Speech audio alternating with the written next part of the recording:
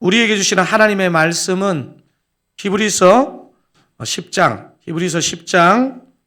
19절에서 25절까지 말씀입니다. 제가 가진 성경은 신약 성경 363면입니다.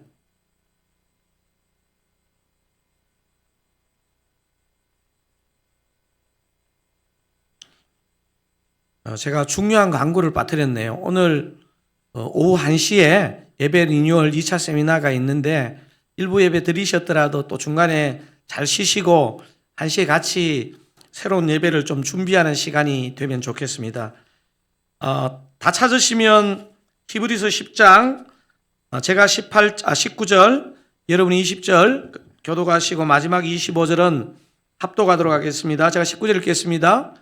그러므로 형제들아 우리가 예수의 피를 힘입어 성소에 들어갈 담력을 얻었나니 그 길은 우리를 위하여 휘장 가운데로 열어놓으신 새로운 살 길이요 휘장한 곳 그의 육체니라. 또 하나님의 집 다스리는 큰 제사장이 계심에 우리가 마음의 뿌림을 받아 악한 양심으로부터 벗어나고 몸은 맑은 물로 씻음을 받았으니 참 마음과 온전한 믿음으로 하나님께 나아가자. 또 약속하신 이는 미쁘시니 우리가 믿는 도리의 소망을 움직이지 말며 굳게 잡고 서로 돌아보아 사랑과 선행을 격려하며 함께 읽으시겠습니다. 모이기를 폐하는 어떤 사람들의 습관과 같이 하지 말고 오직 권하여 그날이 가까움을 볼수록 더욱 그리하자. 아멘. 제가 분당 우리 교회에서 2007년부터 2012년까지 6년간 청년부 사역을 하고 2013년부터 교구 사역을 하게 되었습니다. 제가 섬겼던 청년부는 30대 또 40대도 꽤 있는 흔히 말해서 노총각 노처녀들로 구성된 청년부였습니다. 제가 몸은 교구로 넘어왔지만 마음에 이렇게 떠나지 않는 큰 부담감이 하나 있었습니다. 오랜 시간 청년부를 위해 헌신했는데 여전히 시집가지 않고 남아있는 우리 나이든 자매들에 대한 부담이 있었습니다. 사실 형제들한테는 별로 안 미안했습니다. 자매들은 참에도 홍기를 놓치면 결혼이 쉽지 않은데 형제들은 나이가 꽉 차도 장가를 잘 가더라고요. 청년부 마지막 예배 때 청년들도 울고 저도 울고 정말 눈물의 예배를 드렸습니다. 죄송합니다. 이제 내가 떠나면 나이든 이 자매들은 누가 돌보나 저 혼자 부담감이 충만했습니다. 제가 섬겼던 청년부 리더 모임이 매주 금요일 저녁 서현드림센터 그 8층에서 있었습니다. 그 8층에 우리 교구 교육자 사무실도 8층에 있었거든요. 교구 넘어오고 한 주인가 두 주쯤 지났는 금요일 저녁이었습니다. 청년부 리더 모임도 8층에서 하고 교육자 사무실도 8층에 있는데 저녁에 제가 화장실로 가다가 청년부 리더 모임의 장소에서 무슨 일이 벌어지고 있는지 궁금했습니다. 그래서 제가 특별히 제가 떠날 때 많이 울던 지체들은 이제 괜찮을까 걱정이 되어서 그냥 지나갈 수 없어서 리더 모임 하는 장소 문틈으로 살짝 들여다봤습니다. 리더 모임의 천국잔치가 벌어졌습니다. 제가 떠날 때 가장 많이 울던 청년들이 가장 즐거워하는 광경을 목도했습니다. 세상에 믿을 놈 하나도 없다. 이런 마음이 들었는데 근데 참 신기한 게요. 제가 그때 그 감정을 아직도 잊을 수 없는 게 미운 게 아니고 너무 마음에 감사한 거예요. 제가 오늘 본문을 묵상하는데 이 본문을 묵상하는데 오랫동안 잊고 있었던 이 장면이 생각이 났습니다. 감히 비교할 수는 없겠지만 히브리스라는 편지를 적은 저자의 마음과 헤어진 청년들을 바라보는 저의 마음이 오버랩되는 것을 느낄 수 있었습니다. 여러분, 히브리스는 아주 독특한 신약의 편지입니다. 신약의 27권의 저자들을 26권의 저자들은 명확하게 누가 적었는지 알거든요. 그런데 이 히브리서의 저자는 누가 적었는지 모릅니다. 아마도 초대교회 성도들을 사랑했던 영적인 지도자 중에 한 명이 기록한 것으로 보입니다. 어떤 사람들은 바울이 적었다고도 하는데요. 많은 이 히브리서를 연구한 사람들은 바울이 아니라고 확신하고 있습니다. 누가 이 편지를 쓰느냐?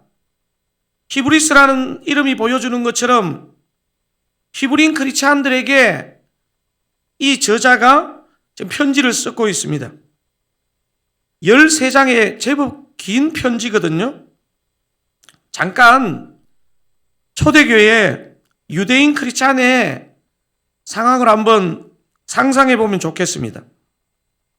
여러분, 초대교회 당시 유대인이 유대교를 떠나서 크리스찬이 된다. 이것은요, 그냥 요즘 우리가 교회에 오는 것과는 차원이 다른 문제입니다. 극보수적인 유대인 사회에서 모든 관계와 모든 기독권을 포기해야 하는 선택이었습니다. 신앙을 시작할 때 그 감격과 감사로 유대인 사회에서 소외되는 이 불이익을 기꺼이 감수하는 일이 있었던 것 같습니다. 여러분, 근데 이 신앙이라는 게요, 우리가 한 달 바짝 살고 1년 바짝 살고 천국에 가면요, 그렇게 걱정될 게 없습니다. 그런데 평생 이렇게 살아야 되는 것이거든요. 초대교회 유대인 크리스찬들에게 그들의 구주 예수는 돌아가셨고, 그 구주를 따르던 사도들도 하나씩 이 땅에서 순교하고 떠나갔습니다. 반드시 다시 오겠다고 하는 약속도 언제 지켜질지 아무도 장담할 수가 없습니다. 사랑하는 사랑가족 여러분, 초대인 유대인 크리스찬들, 이들의 상황과 심정이 조금 이해되십니까? 의심과 낙심, 두려움이 점점 커지면서 초대교회 유대인 크리스찬들 가운데 다시 유대교로 돌아가는 일들이 발생했습니다. 이 배교와 혼란의 가슴 아픈 현실을 지켜보던 한 믿음의 선배가 이 편지를 쓰게 된 것입니다. 제가 이 본문을 묵상하는데 우리 한국교회가요, 매우 위기라는 것은 다 느끼고 있습니다. 제가 보니까 한 20년, 30년 어간에 우리가 보통 한국교회에 크리스찬이 많았을 때 1000만 이상 되었다고 하거든요. 통계 조사를 보면. 지금 800만도 안 되는 크리스찬이 있다고 본다면 200만 명 이상이 20년, 30년 어간에 교회를 떠나간 것입니다. 오늘도 이 도전 앞에 저와 여러분이 서 있게 되고, 여러분, 저는 한 번씩 그런 생각을 해보게 됩니다. 이렇게 주일 예배 드리는 사람들 가운데 또 20년, 30년이 지났을 때 과연 교회에서 예배를 드리는 사람이 얼마일까? 이런 생각을 한번 해보게 됩니다. 저와 여러분이 오늘 읽은 본문은 히브리서에서 위치적으로 아주 중요한 위치에 있습니다. 보통 히브리서를 두 부분으로 나누거든요. 이렇게 두 부분으로 나눌 수 있습니다. 1장부터 오늘 본문의 앞절인 10장 18절까지를 전반부라고 다루고요. 오늘 본문이 시작하는 10장 19절부터 마지막 13장까지를 후반부로 나눕니다. 전반부의 핵심이 뭐라고 되어 있습니까? 후반부의 핵심은 뭡니까? 바울 서신도 보면 앞부분은 교리, 뒷부분은 삶과 실천에 관한 내용들이 많죠? 한마디로 오늘 본문 앞까지는 교리, 즉 주님이 유대인 크리스찬들을 위해서, 아니 확장해서 보면 오늘 예수 믿는 우리를 위해서 어떤 일을 하셨는지에 대한 중요한 교리를 기록합니다. 그리고 오늘 본문을 시작으로 한 이 뒷부분은 이 은혜를 입은 유대인 크리스찬들, 또 오늘 저와 여러분들이 어떻게 살아야 하는지를 기록하는 내용입니다. 여러분, 오늘 본문을 가만히 묵상해 보면요, 렌즈가 두 가지쯤 있습니다. 하나는 공동체를 통해서 이 본문을 쓰고 있기도 하고요, 하나는 예배라는 렌즈를 통해서 쓰고 있기도 합니다. 그래서 제가 오늘 설교의 제목을 예배 시리즈 3 어떻게 잡았습니까? 공동체 예배의 중요성, 이렇게 잡았습니다. 자, 오늘 본문이 어떤 단어로 시작하는지 한번 잘 보십시오. 제가 오늘 첫 절 19절 다시 한번 읽어보겠습니다. 그러므로 형제들아, 우리가 예수의 피를 힘입어 성소에 들어갈 담력을 얻었나니, 지금 어떤 접속사로 시작합니까? 그러므로. 여러분, 그러므로는 성경 읽는 저와 여러분에게 너무 익숙한 접속사죠. 앞에 뭐가 옵니까? 그러므로 앞에 원인이나 이유가 오고, 그러므로 다음에 결과가 오는 접속사입니다. 10장 19절에 그러므로 전에는 이스라엘 구약의 제사로는 죄인들을 온전케 할 수 없음을 쭉 10장에 걸쳐서 얘기하고, 예수 그리스도께서 한 번에 영원한 효력이 있는 제사를 드렸다는 것을 이 앞부분에서 언급합니다. 여러분, 10장 11절에서 14절에 그 앞의 내용을 요약할 수 있는 부분이 나오는데요, 한번 읽어보도록 하겠습니다. 제가 11절 읽을게요. 제사장마다 매일 서서 섬기며 자주 같은 제사를 드리되 이 제사는 언제나 죄를 없게 하지 못하거니와, 12절 여러분 읽겠습니다.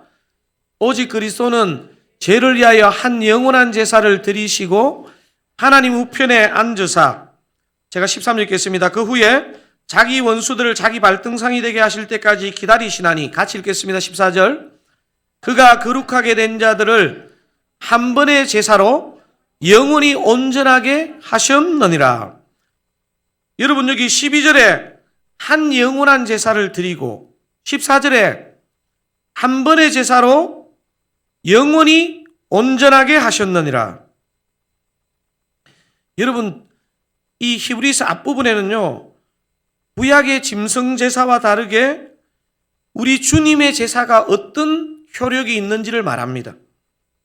오늘 이 본문의 표현에 의하면 한 번의 제사로 영원한 효력을 가진 제사라는 의미로 우리 믿음의 선배들은 이걸 이렇게 표현했습니다. 영단번의 제사. 뭐라고요? 영단번의 제사.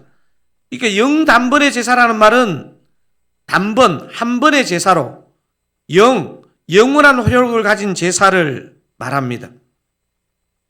사랑하는 여러분, 우리 주님의 속죄는 저와 여러분의 죄를 단 한 번에 영원히 해결한 속죄인 줄 믿으시기 바랍니다. 여러분, 이 말 매우 중요합니다. 영단번의 제사. 한 번의 제사로 영원한 효력을 가진 제사. 그래서 구약의 짐승 제사를 드리듯이 우리가 제사를 드릴 필요가 없다는 것입니다. 그래서 오늘 본문은 영단번의 제사, 영단번의 은혜를 입은 저와 여러분이 어떻게 공동체 생활을 하고 어떻게 예배 생활을 해야 하는지에 관한 실제적인 지침을 제공합니다. 오늘 본문의 첫 절은 이 지침이 공동체 생활의 지침이면서 예배 생활의 지침이라는 것을 오늘 본문의 첫 절이 보여주고 있습니다. 여러분, 제가 19절을 다시 한번 읽어볼 테니까 여러분 색깔 있는 글씨 한번 주목해 보십시오. 그러므로 형제들아, 우리가 예수의 피를 힘입어, 같이 한번 읽어볼까요? 성소에 들어갈 담력을 얻었나니. 형제들아 하는 것은 이것을 개인에게 적고 있지 않고 공동체에게 적고 있다는 것입니다. 그리고 성소에 들어갈 담력을 얻었나니 하는 것은 제사를 잘 드려라, 예배를 잘 드려라, 이 말을 하고 있는 것입니다. 그래서 오늘 본문은 공동체적인 겉면인 동시에 예배적 겉면입니다. 그래서 이 둘을 합쳐서 공동체 예배에 관한 겉면이다, 이렇게 말할 수 있습니다. 구약의 성소는 여러분도 아시는 것처럼 레위인 중에서도 누가 들어갑니까? 제사장들만. 지성소는 1년에 한 번 대속죄일에 대제사장들만 들어갈 수 있었습니다. 만약 그렇지 않은 자가 마음대로 성소나 지성소를 들어가면 죽게 되었습니다. 그런데 오늘 본문을 보니까 초대교회 크리스찬들, 오늘 말로 하면 저와 여러분 같은 크리스찬들이 누구나 성소와 지성소로 들어갈 수 있게 되었다는 것입니다. 무엇 때문에 들어갈 수 있게 되었는지 여러분 19절에 색깔 있는 글씨만 한번 읽어보실래요? 예수의 피를 무엇을 힘입어 저와 여러분이 하나님이 계신 성소로 들어갈 담력을 얻었다고 말하고 있습니까? 예수의 피를 힘입어. 여러분 오늘 이 예배에 예수의 피를 힘입어 나오신 줄로 믿습니다. 20절 21절을 제가 계속 읽어보겠습니다. 그 길은 우리를 위하여 휘장 가운데로 열어놓으신 새로운 살 길이요 휘장은 곧 그의 육체니라. 또 하나님의 집 다스리는 큰 제사장이 있음에, 지금 20절에 보니까 휘장이 무엇이라고 하고 있습니까? 그의 육체, 예수님의 육체라는 것입니다. 제가 성경 사절이나 주예서를 보니까요, 성소와 지성소를 가르는 휘장의 두께가 얇게 봐도 10cm가 넘는데요. 여러분 안 놀라시네요? 저는 휘장의 두께가 이렇게 두꺼운 줄 몰랐습니다. 한 10점 몇 cm에서 한 두꺼운 것은 한 15cm 정도 된다는 것입니다. 범죄한 인간과 거룩한 하나님 사이에 놓여있는 단절을 말합니다. 범죄한 인간과 거룩한 하나님 사이에 놓인 이 두꺼운 휘장이 예수님의 육체로 인해서 열렸다는 것입니다.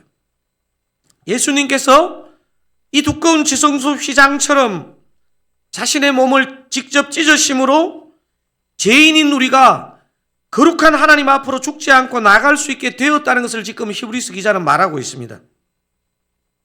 그 다음 히브리서 구절 계속 한번 보실까요? 여러분 22절 같이 한번 보겠습니다.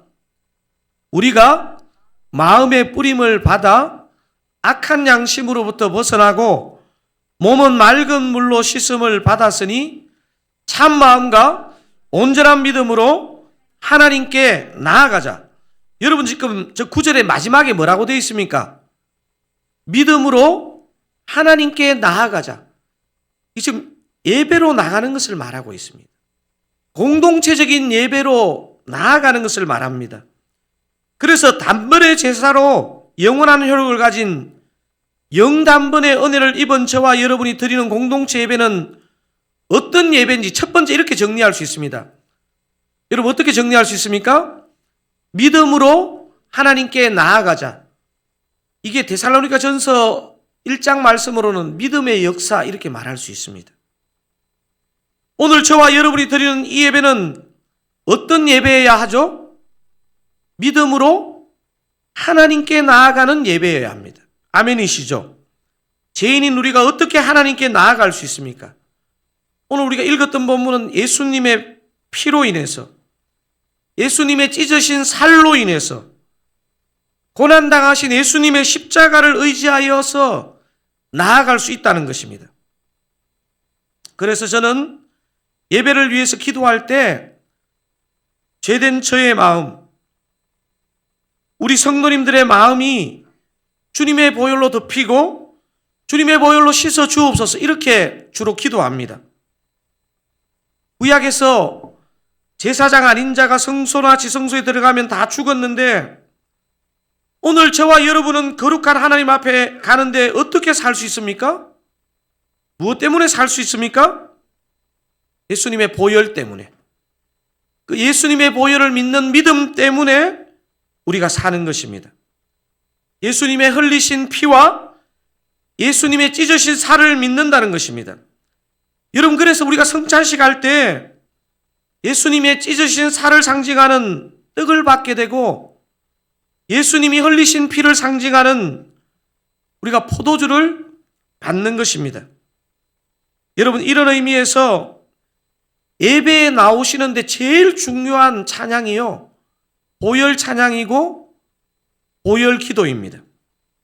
제가 이 설교를 준비하면서 새 찬송가 251장 이 찬송이 제 마음에 떠올랐는데요. 제가 1절 한번 불러보겠습니다. 놀랍다 주님의 큰 은혜, 우리의 죄를 속하시려 갈보리 십자가 위에서 어린 양 보혈을 흘련. 우리 같이 한번 우리 불러볼까요? 주의 은혜, 우리의 죄를 다시 섰네. 주의 은혜, 우리의 죄를 다시 섰네. 죄악은 성난 파도같이 파도같이 우리 영혼을 위협하나 헤아릴 수 없는 주 십자가에서 보이셨네. 우리 주의 보혈 이렇게 부르겠습니다. 예, 보혈, 우리의 죄를 다시 섰네. 주 보혈, 보혈, 우리의 죄. 우리 4절 바로 한번 부르겠습니다. 피할 수 없는 그 은혜를, 피할 수 없는 그 은혜를 믿는 자에게 거저 주네. 형제여 주 앞에 나와서 더 지체 말고 곧바 주의 보혈, 보혈, 우리의 죄를 다시 섰네. 주의 보혈, 우리의 죄를 다시 섰네.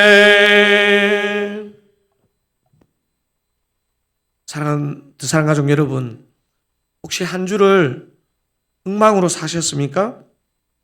혹시 도저히 예배 드릴 수 없는 마음으로 오셨습니까? 그래서 주님이 보혈을 흘려주셨습니다. 주님의 보혈로 덮어주시고 주님의 보혈로 씻어 주옵소서 기도하면 은혜의 문이 열리는 것입니다. 한 주를 믿음으로 너무 잘 살고 오늘 이 자리에 오셨습니까? 그럼에도 불구하고 저와 여러분의 심령과 삶에는 의의가 없는 것입니다. 마찬가지로 주님의 보혈로 덮어주시고 씻어 주옵소서 기도할 때 은혜의 문이 열릴 줄로 믿습니다. 주님의 보혈을 의지하여 믿음으로 하나님께 나아가시는 예배 되시기를 주님의 이름으로 축원드립니다. 자, 영단번의 은혜를 입은 자가 드리는 공동체 예배의 첫 번째 특징은 뭐였습니까? 믿음으로 하나님께 나아가자는 것입니다. 믿음의 역사가 필요합니다. 믿음의 역사.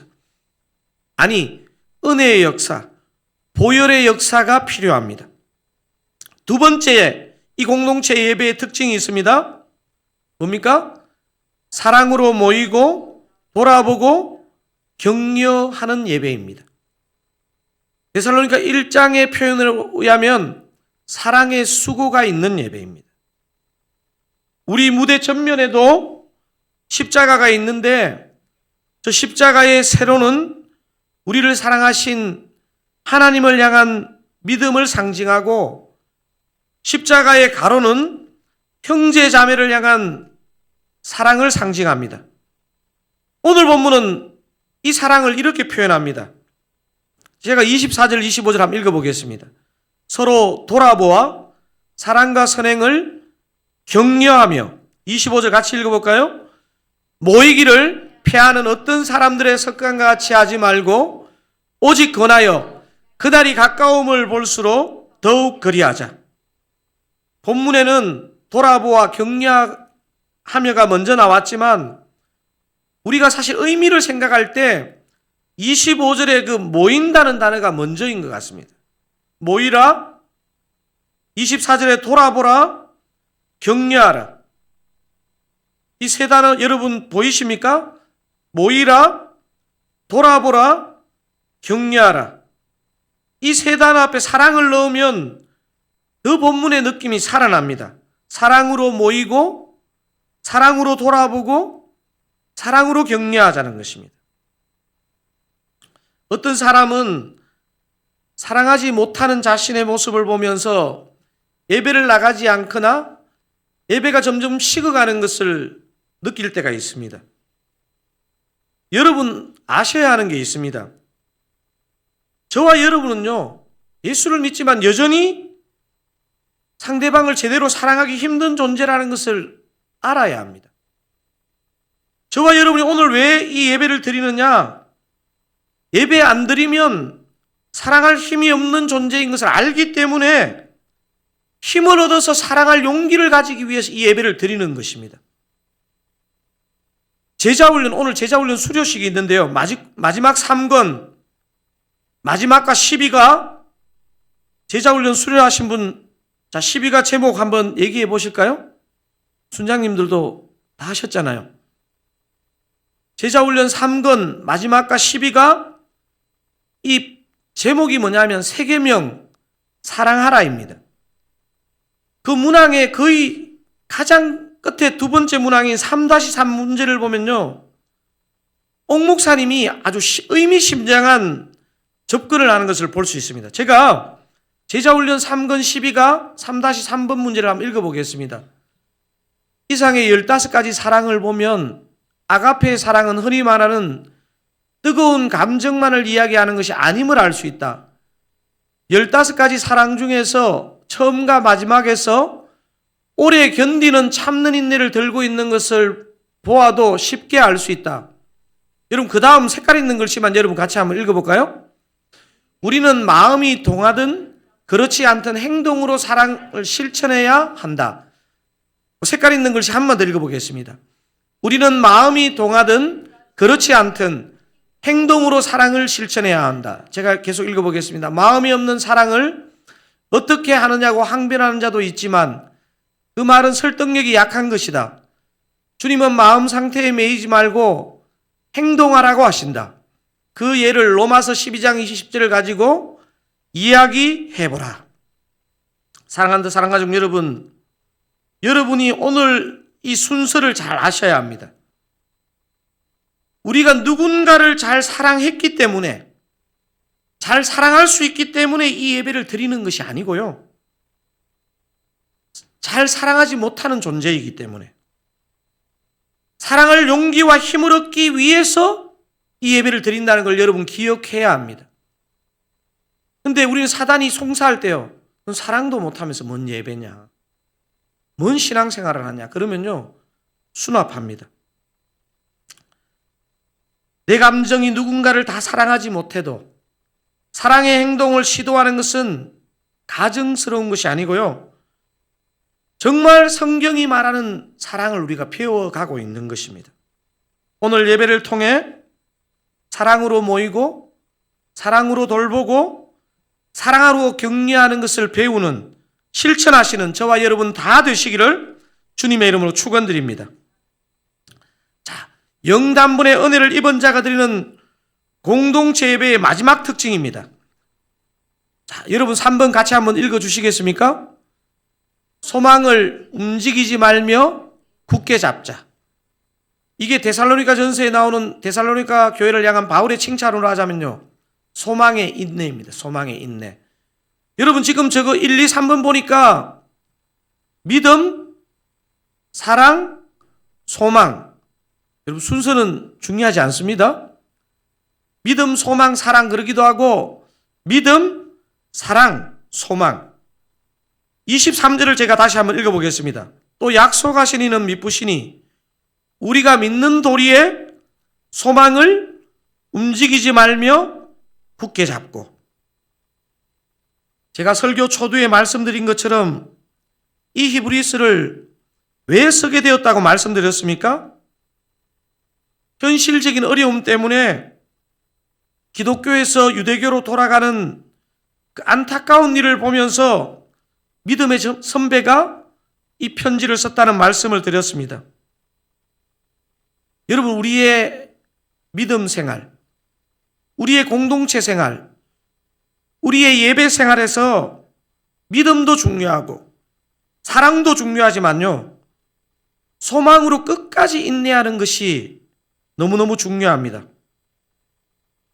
이것은 인생 끝까지 흔들리지 말고 신앙을 잘 지키라는 믿음의 선배의 당부입니다. 여러분 끝까지 신앙 잘 지키시기 바랍니다. 여기서 제가 여러분에게 솔직한 질문을 하나 드리고 싶습니다. 여러분도 솔직하게 여러분 마음속으로 한번 대답해 보십시오. 나는 내 생애 끝까지 내 신앙을 저버리지 않고 주님을 잘 따를 수 있겠다고 생각하시는 분, 마음으로 손 한번 들어보세요. 지금 이렇게 드시는데 나는 내 신앙을 자신할 수 없다 하시는 분. 저는 두 번째 손 드시는 분이 정직하다고 생각됩니다. 근데 오늘 본문 안에 우리가 이것을 어떻게 가능한지에 대한 보증서가 들어 있습니다. 여러분 10장 23절 다시 한번 읽어보실까요? 또 약속하신 이는 미쁘시니 우리가 믿는 도리의 소망을 움직이지 말며 굳게 잡고. 우리의 소망이 흔들리지 않는 근거가 뭐라고 말씀하고 있습니까? 약속하신 이는 미쁘시니. 여러분 미쁘시다는 말 생활 속에 잘 안 쓰시죠? 당신은 참 미쁘세요. 이런 말 거의 안 쓰시잖아요. 이 미쁘다는 말이요, 우리가 쓰는 말로 가장 비슷하게 바꾸면 믿음직하다 이 말입니다. 믿음직하다. 이게 영어 성경에 보면 faithful이라고 되어 있거든요.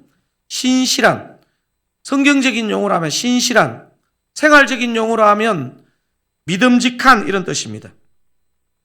저와 여러분의 믿음에 대해 우리 자신을 보면 자신이 없지만 약속하신 분이 믿음직하기 때문에, 약속하신 분이 신실하시기 때문에 저와 여러분을 끝까지 책임져 주는 줄로 믿으시기 바랍니다. 그래서 우리 신앙 여정의 시작인 믿음도 주님의 은혜이고 우리 신앙의 중간에 있는 사랑도 주님의 은혜이고 우리 신앙의 끝을 책임지는 소망도 주님의 은혜로 되는 줄로 여러분 믿으시기 바랍니다.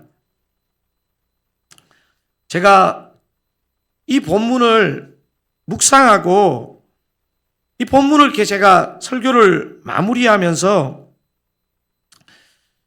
제가 최근에 우리 공동체 예배에 대해서 같이 많이 고민을 하잖아요. 제가 보니까요, 이 분당 우리 교회는 인원이 한 3만 명 되기 때문에요, 우리가 그냥 예배 잘 드리고 그냥 숨어 있으면요, 우리의 바닥이 드러날 일이 없습니다. 근데 제가 보니까 우리 사이즈는요, 피할 수가 없어요. 제가 보니까 바닥이 다 드러납니다. 한 번씩 바닥 다 드러나셨죠? 아닌 척해도 다 압니다. 오늘 메시지를 마무리하면서요, 제가 내수동교회 대학부 다닐 때 생활했던 그 형제 생활 공동체가 생각이 났습니다. 1981년부터 선배 때부터 저희 내수동 교회는 남자 공동체가 2개 있었는데, 하나는 신림동 공동체라고 있었고요. 하나는 저 용산 쪽에 라브리 공동체라고 이렇게 형제들이, 지방에서 올라온 형제들이 함께 사는 공동체가 있었습니다. 이 공동체는 윗대 선배 때부터 본인들이 모아서 냈던 그 보증금을 찾아가지 않고 후배들에게 그 보증금을 물려주어서 후배들이 월세를 조금만 내면 살 수 있도록 그렇게 형성된 형제 생활 공동체였습니다. 여러분, 대학생 남자 7명이 방 2개인 집에 모여 사는 걸 한번 상상해 보십시오. 제가 예전에도 이런 표현했는데 진짜 동물 농장보다 더 심합니다. 특별히 제 1년 밑에 후배 3명이 있었는데 2명이 전 태어나가지고 그렇게 케미가 안 맞는 사람 처음 봤습니다. 한 후배는 공동체 예배 드리고 나면 한 10시쯤 되거든요. 딱 10시에 취침해서 새벽 5시만 되면 스프링처럼 일어나는 거의 사간생도 같았고, 다른 한 1년 후배는 밤 늦게까지 책 보다가 아침이 되어서 기상해야 되면요 절대 안 일어납니다. 요를 굴리고 막 이래야지 일어났거든요. 사간생도 같은 그 후배는 자기 관리가 철저했습니다. 그리고 자기 관리만 철저했는 게 아니고 이 친구는 일주일에 한 2번, 3번 대청소를 해야 속이 시원한데, 항상 누가 태클을 걸었냐면 제 1년 밑에 자유형 후배. 이 친구는요, 자기 눈에 볼 때 너무 깨끗한데 왜 청소를 하느냐는 것입니다. 한 달에 한 번 해도 충분하다는 것입니다. 야, 둘이 얼마나 많이 싸우고, 틈만 나면 저한테 둘이가 따로 찾아왔습니다. 형님, 저에게 페널티를 줘야 됩니다. 이러면서 제가 보면서 답답했던 게, 둘만 싸우면 되지, 또 책은 많이 읽어가지고요, 교회사적으로 유명했던 2분을 덜먹이면서 싸우는데 제가 기가 찼습니다. 사간생도형 후배는 본인과 삶의 모습이 너무 비슷한 감리교를 창설했던 요한 웨슬리가 훌륭하다고 주장하고, 막 삶이 자유로웠던 후배는 요한 웨슬리에 맞서서 은혜를 강조했던 조지 위필드라는 사람이 있었거든요. 아니, 이 2분을 끌어다 들여가지고 우리가 막 싸우다가 요한 웨슬리를 욕하고 막 조지 위필드를 욕하고, 여러분 지금 하나도 감동이 없는데요? 야, 저는 그때 진짜 어느 날은 너무 괴로워가 제가 진짜 공동체를 떠나고 싶더라고요. 제가 막 그랬습니다. 얘들아, 이 둘만 싸우지 왜 훌륭한 믿음의 거장까지 끌어들여서 싸우냐. 정말 징하다 이랬습니다. 저는 마음에 확신했습니다. 이 둘이 신림동 공동체를 떠나는 동시에 절대로 안 볼 거라고 저는 확신했거든요. 당시 사간생도 같은 후배는 법대를 다니고 있었는데 제가 볼 때 머리가 좋아가지고요, 충분히 사법고시 합격할 사람인데, 대학교 다닐 때 해외 선교사로 나갈 준비를 하면서 사법고시를 중단했습니다. 그리고 이 자유형 후배는 공대를 다녔는데 공대 다니는데 책은 왜 이렇게 좋아해요? 누가 봐도 교수나 연구원 할 것 같은 사람이었습니다.